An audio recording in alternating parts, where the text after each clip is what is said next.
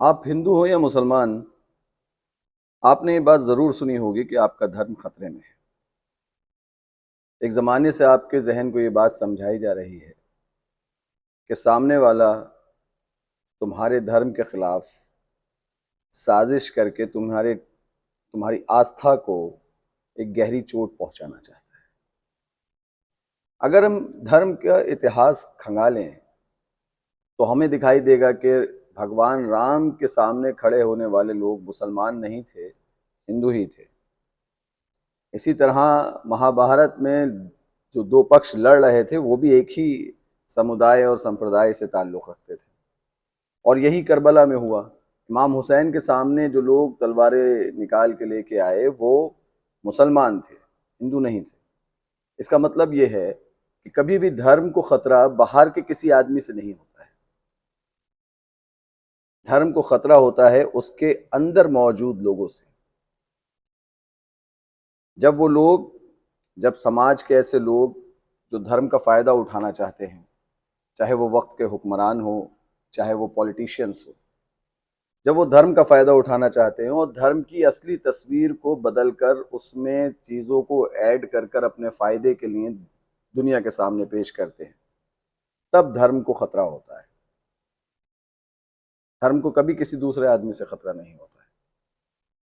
आप सोचें कि जो इस्लाम ये कहता है कि एक बेगुनाह का कत्ल पूरे आलम इंसानियत का कत्ल है, उसी इस्लाम को ख़तरे में बताकर और अल्लाह अकबर का नारा लगाकर किसी भी बेगुनाह इंसान के गर्दन पर छुरी चला देना, ये धर्म की तस्वीर को, उसकी शक्ल को बदल देना है।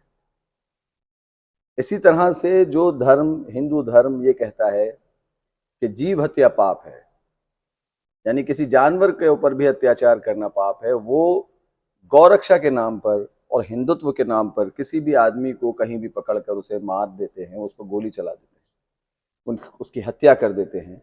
ये करना हिंदू धर्म की उस शक्ल को बदल देना है। इसका मतलब ये हुआ कि जो लोग धर्म के अंदर होते हैं, उस धर्म के मानने वाले होते हैं, जो मतलब जो जो ये कहते हैं कि हम धर्म को मानते हैं, लेकिन असल में वो धर्म को मानने वाले नहीं होते हैं, वो धर्म का फ़ायदा उठाने वाले लोग होते हैं। वो धर्म को व्यापार की तरह इस्तेमाल करते हैं। और ये बात आपको आज के दौर में बहुत ही आसानी से देखने को मिल सकती है।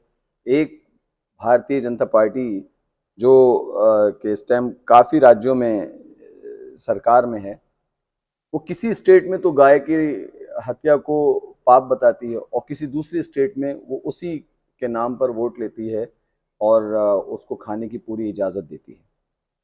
यानी एक ही पार्टी की दो अलग अलग विचारधाराएं। अब आप समझ सकते हैं कि गाय उनके लिए कितनी महत्वपूर्ण है। कहीं पर वो उन्हें वोट दिलाती है उसके गोश्त के काटे जाने के नाम पर, और कहीं पर वो उन्हें वोट दिलाती है उसको ना काटे जाने के नाम पर।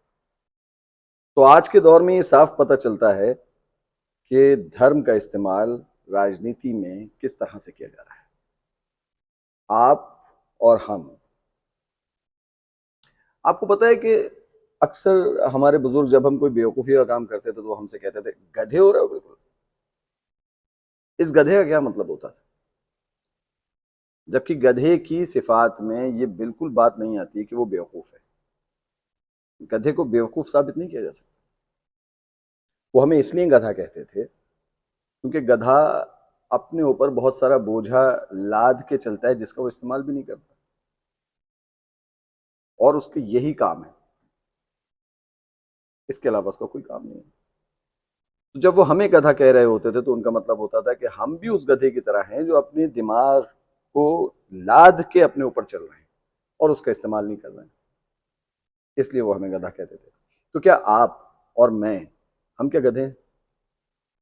क्या हमें कोई भी किसी भी तरह से इस्तेमाल कर सकता है और हम अपनी अक्ल का यूज़ किए बगैर उसके पीछे पीछे चल देते हैं? और शायद इसी को अंधभक्ति कहा जाता है। अपने जहन को थोड़ा सा टटोलिए, सोचिए कि आपके धर्म का कितना बेजा इस्तेमाल हो रहा है,